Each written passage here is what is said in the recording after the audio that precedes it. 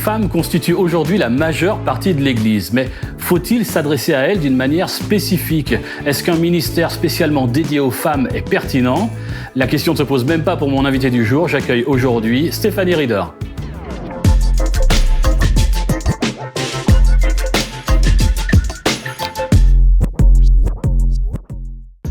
Bonjour Stéphanie. Bonjour Pascal. Comment vas-tu? Très bien. Alors je t'ai préparé un petit café latte avec une pointe de cannelle dessus. Comme tu l'aimes, c'est pour toi et c'est Pascal qui régale. Merci Pascal. Alors Stéphanie, on va profiter que tu es de passage parmi nous pour apprendre à te connaître un petit peu plus. Dis-moi. Stéphanie, tu as une formation scientifique avec un doctorat en biochimie.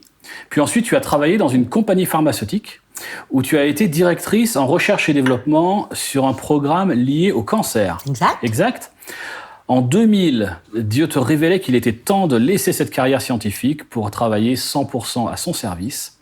Et alors, tu es allé à l'église Nouvelle Vie, où tu es devenu pasteur pour les femmes. Pour les femmes, oui. Tu étais également professeur à l'Institut de théologie pour la francophonie. Oui. Et en 2020, tu as commencé un ministère itinérant d'oratrice et de conférencière, avec 2 thèmes de prédilection, les femmes et la science. Exact. Tu vois un peu comme je suis bien renseigné. C'est simple, hein, C'est très simple. Alors, tu as un palmarès quand même plutôt impressionnant, professionnellement parlant. Est-ce que, enfant, tu étais aussi impressionnante?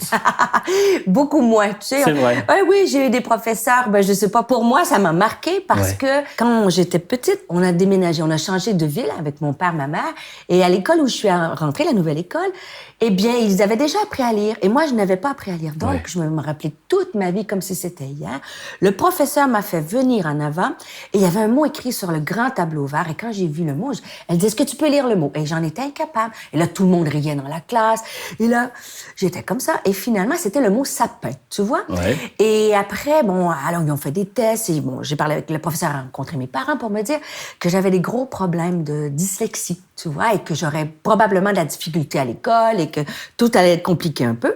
Et ils n'avaient pas vu juste, apparemment. Ils n'avaient pas vu juste, puisque j'ai fait un doctorat, un post-doctorat. Donc, tu vois, il ne faut pas écouter tout ce que les gens disent de nous quand nous sommes jeunes. On est jeunes. d'accord. Et alors, après ce doctorat, post-doctorat, donc tu as travaillé un peu dans le secteur de la biochimie, puis tu t'es lancé dans le pastorat. La première fois que tu as dû faire une onction d'huile sur quelqu'un. Qu'est-ce qui s'est passé ce jour-là? Alors, tu es bien documenté, Pascal. N'est-ce pas? Alors, faut pas avoir peur du ridicule, n'est-ce pas? Parce que j'étais à fond dans mon truc, tu sais. Et là, je priais pour les gens et je menais de l'huile. Mais moi, on met de l'huile ou on n'en met pas, tu vois. Et il avait les mains pleines d'huile et je priais une personne, l'autre personne, et ainsi de suite. Et il y avait un homme qui était là avec son habit. Tu vois, et j'ai mis plein d'huile sur son truc, sur son épaule. Alors, il a rien dit. Mais le lendemain, il a appelé à l'église puis il a dit, votre pasteur, là, ça le fait pas. Alors, il a demandé pour être remboursé parce que son habit était complètement fini, tu vois. Donc, j'ai commencé avec une salade, quoi. Moi, j'aime ça, l'huile, on en met, tu vois. Et j'ai commencé en force. Alors, tu as commencé en force, mais il arrive aussi que pendant des temps de prière, malencontreusement... Faut que je te raconte tout ça, là? Ce serait bien que tu racontes cette histoire de chewing-gum. Bon, OK. Donc, voilà, dites que vous m'aimez encore, mais la prochaine fois que je vais prier pour quelqu'un, vous allez faire attention. Parce que je prie encore là, passionnément pour une dame. Et bien sûr, j'avais un petit chewing-gum, tu sais, pour garder le tout parfait. Et là, je me suis approchée d'elle et elle avait des longs cheveux. Et les longs cheveux sont entrés dans ma bouche. Et là, j'ai été pris. Je me dis, qu'est-ce que je fais? Je tire sur le truc ou bien je sors le cheveu et je laisse pendouiller le chewing-gum. Alors, je me rappelle plus ce que j'ai fait, mais je pense que j'ai tiré sur le cheveu et je me suis sauvée en vitesse. Donc, il y a de l'espoir, hein, voyez-vous. Faut pas mépriser les petits commencements. C'est ça. Mais tu es la preuve vivante, en fait, hein, qu'on peut commencer petit et puis finir très grand. Très grand, je ne sais pas, mais en tout cas, on apprend de nos erreurs, ça, c'est certain. Alors, tu es la maman de 2 garçons. Et puis, après le foot, tes garçons aiment bien, parfois, manger des donuts. En fait, moi, je voulais être la mère la plus cool, hein. Tu vois, j'étais super cool. Et puis, j'ai dit aux gars avec tous leurs copains, venez, on achète des donuts. Mais nous, c'était, vous savez, comment vous appelez ça? On prend une commande à l'auto, un drive, que vous dites ici. Un drive. Alors, j'ai les copains de mes fils en arrière. Et là, je vais être super cool. Et là, je parle dans le drive et je dis, des donuts pour tout le monde avec le soda, et ainsi de suite. Et finalement, je vois que personne ne répond. Donc, je me dis, franchement, les gars, attendez un petit peu. Et pour me rendre compte que je n'étais pas devant le haut-parleur, je parlais à la poubelle, littéralement. Donc, mon fils, il dit, maman, c'est parce que le drive, c'est juste là. Et là, Quand tu veux être très cool, finalement, ils ont bien rigolé. Mes fils ont 28 et 24 ans aujourd'hui et ils m'en parlent encore comment ils ont été un petit peu traumatisés de notre sortie d'Ounot avec les copains de foot. Et cette anecdote, elle t'a ensuite servi plus tard? Oui, elle m'a servi plus tard. Et en fait, j'avais fait une rencontre de femmes, une grande rencontre de femmes. Et je faisais toute l'histoire de la femme à travers l'histoire, le droit de vote en 1945, les femmes dans l'Église, les femmes dans la Bible. Écoute, c'était bijou. Et là, j'arrive à la fin et je raconte que Dieu veut nous utiliser, chacune d'entre nous. Ouais. Et je raconte cette fameuse anecdote-là. Et les gens me disent, hey, et je me dis, tu vois, si Dieu peut m'utiliser, il peut t'utiliser, toi. Et dans le dimanche qui suit, j'ai une dame qui vient me voir, elle me dit, ah, Stéphanie, j'ai été tellement touchée dimanche durant ton message sur les femmes. Et là, je me suis dit, oh, vraiment, elle a été touchée par mon grand savoir sur l'histoire de la femme. Elle dit non. Elle dit j'ai rigolé toute la semaine. Elle dit je me suis dit je te revoyais à parler dans la poubelle et je me dis si Dieu peut utiliser quelqu'un qui parle à une poubelle, il peut m'utiliser, tu vois. Et moi j'ai rigolé, mais je me suis dit j'avais tellement étudié pour ce message. Et c'est juste la poubelle qu'on a retenue. Mais c'est vrai, par contre. C'est ça qui nous inspire. Ah oui, il faut rester simple. Naturellement. Alors, si tu veux bien, tu vas continuer à nous inspirer. On va continuer à te découvrir. J'espère que c'était très inspirant ce que ça l'est.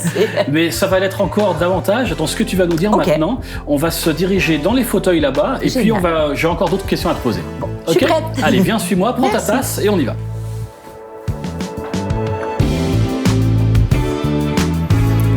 Voilà, installe-toi, je t'en prie. Merci.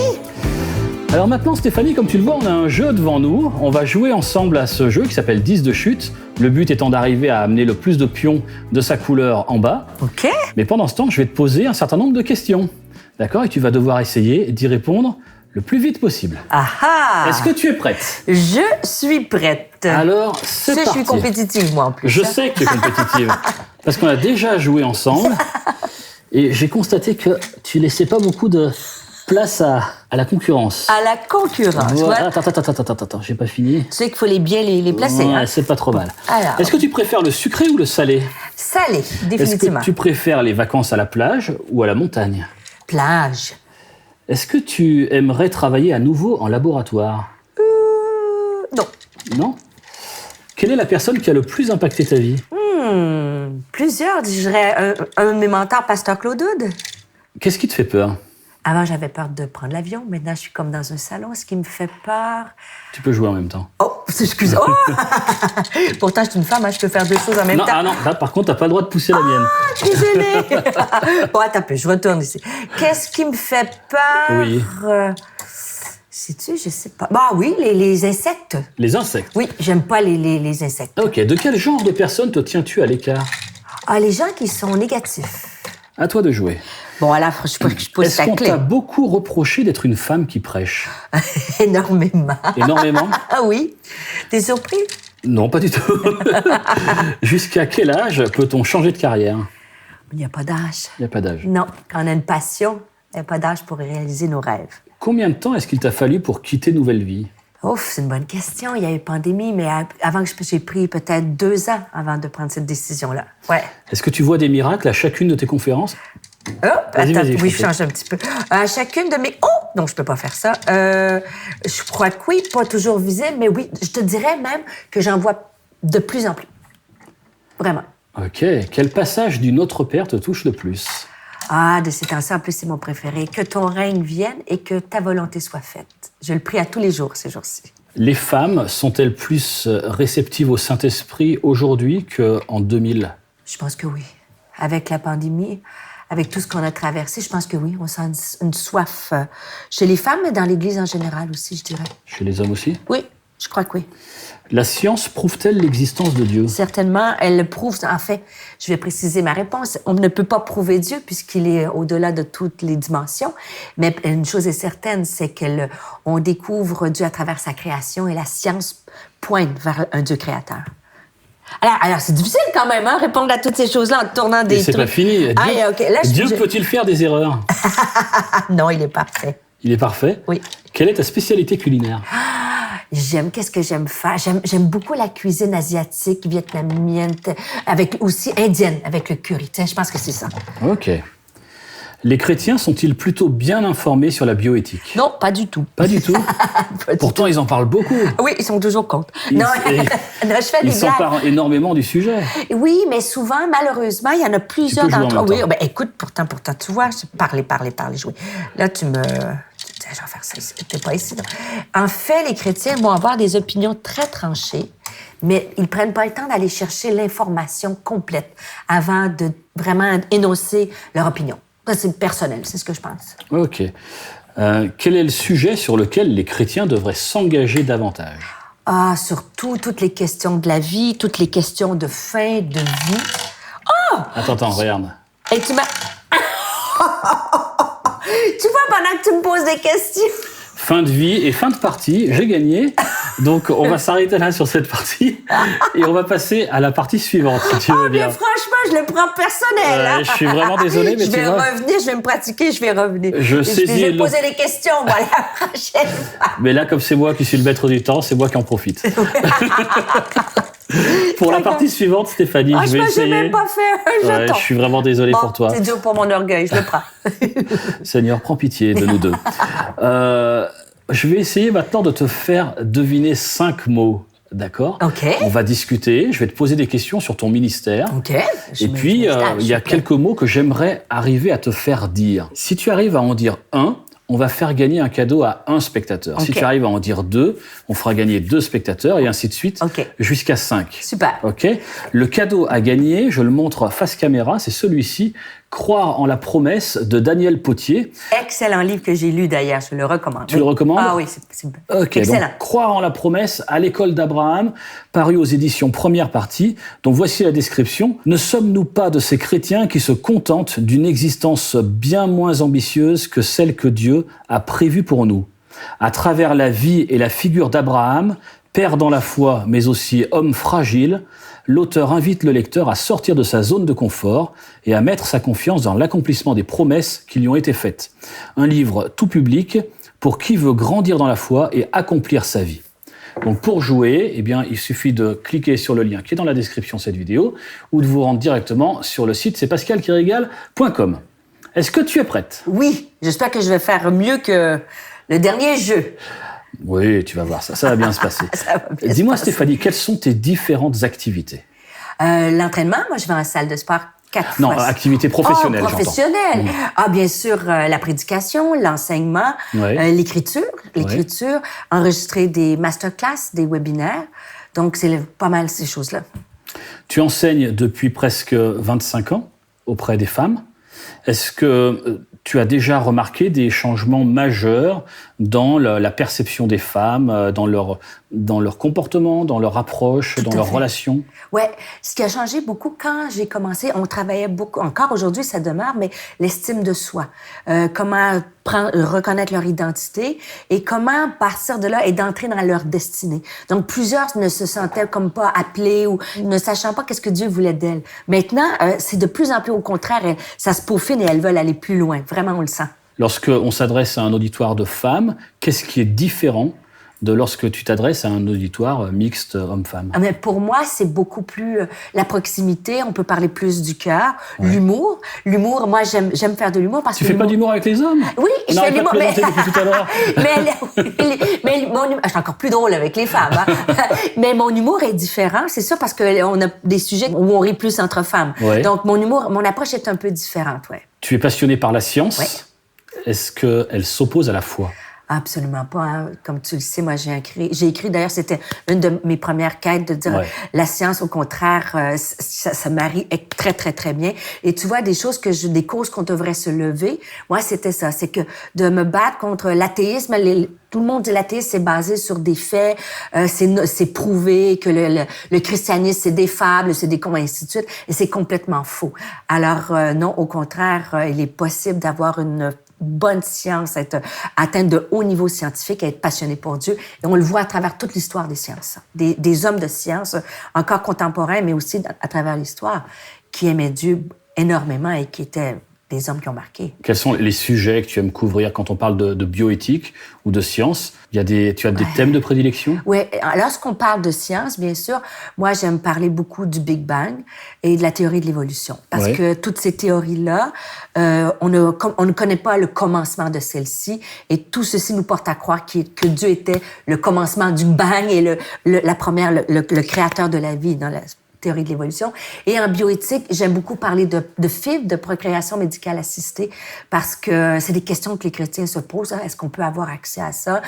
Toutes les limites de ça avec les embryons surnuméraires, je te fais ça vite. Ouais. Et aussi les traitements de fin de vie, qui est une question en ce moment, en tout cas au Canada, mais je sais qu'en France, c'est comme ça pareil, aussi.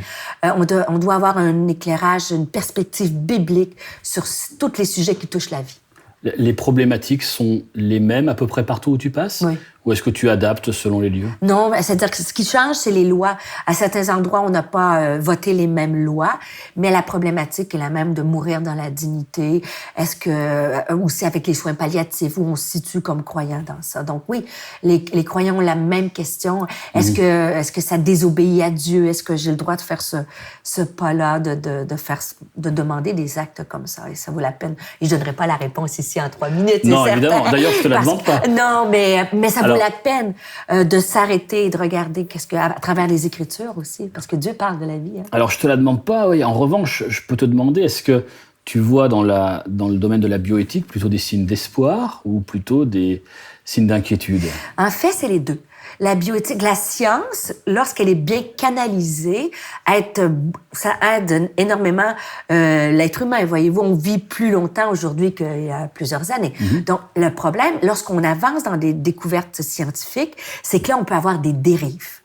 Hein? Alors, par exemple, si on parle de la procréation médicale assistée, maintenant, on peut créer des embryons dans le verre, in vitro. Mm-hmm. Mais qu'est-ce qu'on fait maintenant avec ces embryons-là? On peut décoder, on peut choisir, sélectionner nos embryons. Et là, on joue à Dieu. Mm-hmm. Donc, c'est important. La science, oui, est extrêmement utile, mais la bioéthique vient emmener des codes moraux et c'est ça qui est important. Stéphanie, tu as permis à 4 personnes... Ah, sans savoir quel mot j'ai dit. Ah non, je te l'ai dit pas. Ah, OK. Je te l'ai dit pas.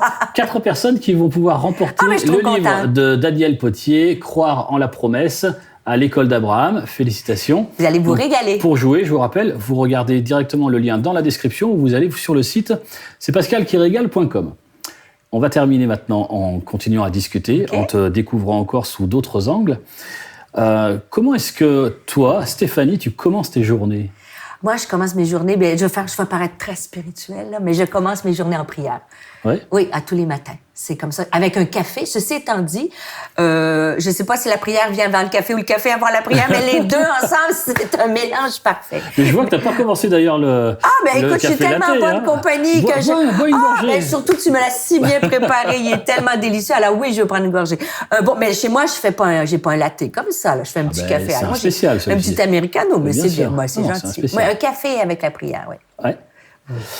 À quoi es-tu vigilante lorsque tu prépares un message ou une conférence? Tu te dis, je prépare, il faut surtout pas que j'oublie ça. Ouais, je te dirais, pour être bien honnête, avec la pandémie, j'étais 1 an, moi, à la maison, tout était arrêté, et ça m'a fait retravailler les choses différemment. Mm-hmm.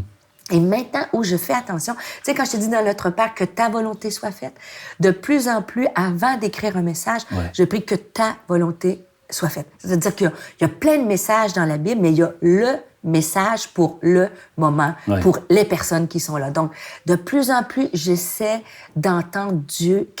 C'est quoi la pensée exacte? Et une fois que j'ai la pensée, là, je travaille, je vais chercher les petites pépites d'or pour les partager. C'est vraiment Dieu qui va t'inspirer vers quel axe tu dois aller dans ta conférence. De plus en plus. Avant, je te dirais, j'allais dans des choses où c'était plus naturel, soyons honnêtes, plus facile.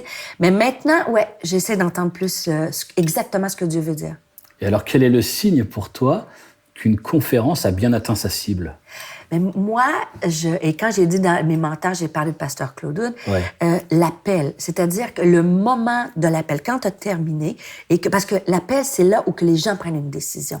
Donc, même si des fois, au niveau homilétique ou communication, c'était pas parfait, ma prière, c'est que rendu là, le Saint-Esprit arrive et que les cœurs soient touchés. Et que là, à l'appel, lorsqu'elles lèvent la main ou qu'elles avancent en avant, ou peu importe derrière leur écran, que quand je sens qu'elles répondent. Alors là, je me dis, Seigneur, tu as fait quelque chose. Elles ont été interpellées. Et après ça, si personne ne se lève à un appel. Écoute, ça m'est arrivé aux Philippines parce que j'ai apporté la parole dans un bidonville et c'est difficile à avoir l'espoir dans un bidonville. Et j'ai essayé, puis là, j'ai dit, si t'as ça, personne n'a répondu. Et je te dis, maintenant, j'ai un peu plus d'audace. Et là, je m'arrête jusqu'à temps de poser une question qui répond à leurs besoins. Alors, à la fin, j'ai fait venir tous les jeunes. Ouais. J'ai dit, vous avez perdu l'espoir. Et là, on a prié vraiment. J'ai demandé à une équipe de venir. Et tu vois, 6 personnes, je pense qu'avant, je serais partie un petit peu comme un peu découragée. Mais là, je persiste. C'est la beauté, hein, d'avancer en sagesse. C'est ça. Tu ne lâches pas le morceau. Non, parce que je me dis, des fois, pour certains, là, c'est une question de vie ou de mort spirituelle. Puis des fois, quand ils répondent pas, ça veut pas dire qu'elles n'ont pas reçu. Mais il y a toutes sortes de choses dans leur esprit, des peines, des défis. Et ça vaut la peine de pas lâcher. Tu sais, moi, je suis combative un peu. Mais tu es combative. Tu t'es déjà réorientée 2 fois ou plus dans ta carrière. 2 fois, mais des 180 degrés. Voilà, des grosses réorientations. Ouais. Qu'est-ce qui t'a le plus coûté? Quel a été le plus gros pas de foi que tu as eu à faire lorsque tu t'es réorientée? Mais la première fois, c'était un peu différent parce que c'était toute la notoriété d'être un docteur en biochimie. Et moi, mon père, c'est un médecin. Je viens d'une famille de scientifiques, de médecins. Et ça a été d'aller chercher, de plaire à Dieu plus que plaire à mon père. Parce que quand j'ai dit que je me retirais pour être de la science, pour m'en aller pasteur, il n'était pas chrétien. Hein. Donc, je pense que j'aurais mieux que je lui dise que je m'en allais, je ne sais pas trop quoi faire. Donc ça a été une première chose qui a été difficile. Et aussi financièrement, soyons honnêtes, là, avec un salaire de chercheur, à faire un pas de foi littéralement. Il y a 20 ans, j'ai commencé, quand j'ai fait ce pas-là, c'était en 2000. Donc en 2000, c'est un pas de foi.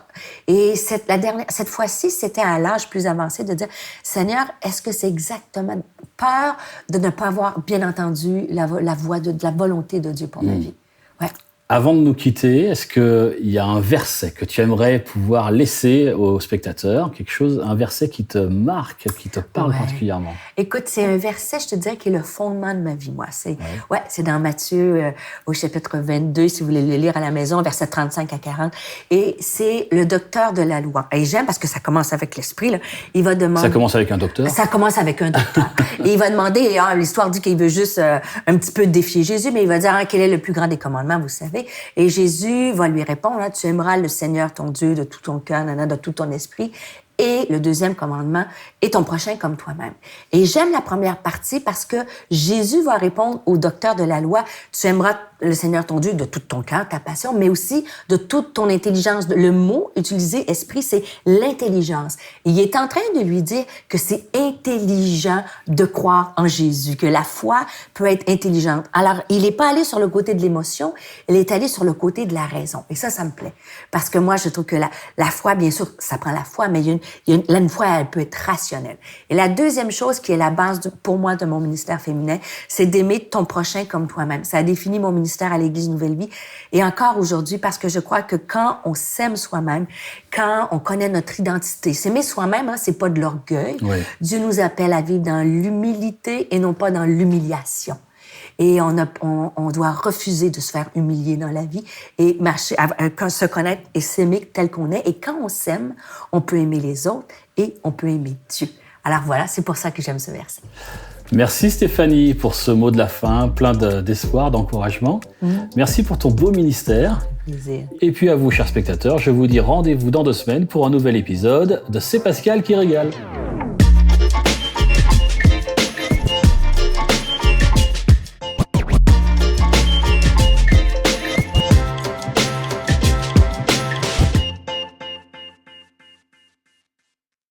Shalom, j'espère que vous avez aimé cette vidéo. Abonnez-vous pour ne pas rater nos programmes. Merci de faire partie de notre famille TBN. Que Dieu vous bénisse. Shalom de Jérusalem.